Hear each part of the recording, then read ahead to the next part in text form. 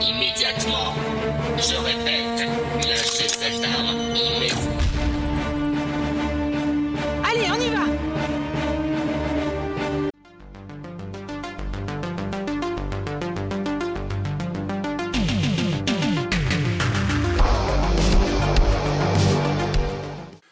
Hi, this is the Professional Amateur Hour coming to you with another review. This week, I checked out VORTEX, Dawn of Sovereignty. And I know what you're thinking. What? The Professional Amateur Hour has physical media? No, I actually borrowed it from the library. And so I watched it this week, and this 2021 film was directed by Michel Rousseau and stars Michel Rousseau, Charisse Rousseau, and Terrence Rousseau, just to name a few. The story of this movie is about this girl, and she can see vortexes with these special goggles that she's made. And these vortexes allow her to go to different planes of existence. So she wants to escape her, dystopian reality. So she goes to different ones. And this all brings about different problems for her, where there's this Empress character who wants to track her down as well. Along the way, she meets, some friends, some enemies, maybe even some alternative versions of herself. What will happen though? Well, for that, you gotta watch the movie and find out. Alright, so let's discuss this film. So what works with it? Well, I gotta say the ambitiousness was impressive. It has a low budget, but that does not stop them from reaching for the stars. The director here has used his family as the actors, but he's filled out everything else with CGI elements, CGI characters, planes, whatever, creatures, trains, who knows. And it kind of all just melds together into this one big extravaganza, if you would. And it does have this very interesting quality where it's kind of like The Matrix, but combined with The Little Prince, if that makes sense. So it's this really odd kind of combination, but you gotta hand it to them just to try something like this. It takes guts, and I think it pays off somewhat.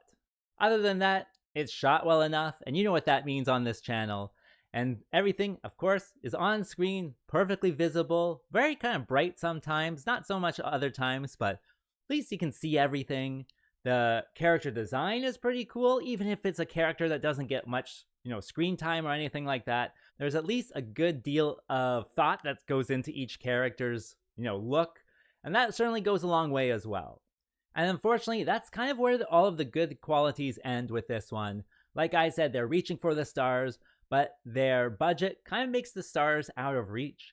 And so there's lots of things that go into this one that I think could have been improved upon. For example, the CGI, there's lots of CGI elements in this one, and they're good if this was a video game. Unfortunately, it's not a video game. So it's kind of this very kind of jarring experience with the CGI, especially when it's not animated correctly and characters are speaking telepathically and their mouths aren't moving or anything like that. So it's kind of difficult to realize sometimes. Sometimes they even have the words spoken telepathically at the top or whatever to, let you know what's actually going on. And so things like that definitely hold it back.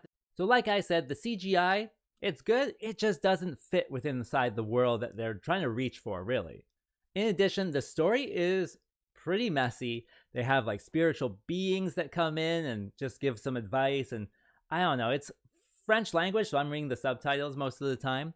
And the way that they kind of describe their philosophies doesn't really make sense to me. Maybe it makes sense within the context of their alternative dimension, but as an audience member in this dimension, it doesn't quite work for me. And then there's other just story elements that just come out of nowhere. They have an interdimensional train that will pop in to different dimensions and just ride through a street and then go out to the other side of the street. I don't know, it's very strange that way. And so together, it does make some sense, but there's so many plot elements in this one that just I don't think work. They're explained away at the end just somehow, but there's something about this story that when you put it all together, it just doesn't fit as well as, puzzle pieces or something like that. Also, I think all of the characters are stiff. Of course, with the CGI characters, they are not acting, but they're not animated fully. It's just like a video game. And so that definitely makes their kind of characters very stiff. Same with the human characters. I think the director just used his family, so they're clearly like not professional, and that's perfectly fine. It's just that with how they act, it kind of sets up some roadblocks for you to get really engaged with their characters because they are stiff as well.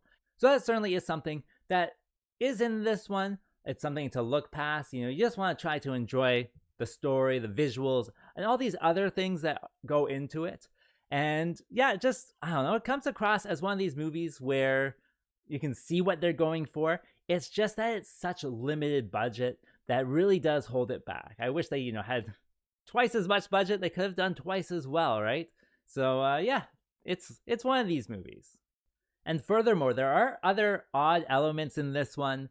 Every time there's a new character on screen, they show like their title or their name plus their job and their equipment. And then it also shows some stats, like it's like a role-playing game or something. So there will be like willpower, 2 dice, strength, 5 dice, obedience is 1, 9 dice. And you're like, okay, I don't like understand like why I'm seeing these types of things shown in this way as well. Like, it's not an RPG game, right? It is a movie. I'm not playing anything, right? So it's very strange that way. And so it's just one of these things where you gotta question why you're seeing some of this stuff. And it all just goes together to make an odd movie experience. This movie is very odd. As for my recommendation, well, I don't think I can particularly recommend it to anyone. Certainly there's some people out there who will be curious about it, but you have to really like bad sci-fi, confusing sci-fi, along with those computer game graphics. So if that sounds like you, then yeah, go press play on this one. I think you can find it on Tubi. As for a rating, well, I'll give it 2.3 because it's pretty risky if you decide to press play. And with that being said, I think that's all I wanted to say. So like and subscribe, and I'll see you next time.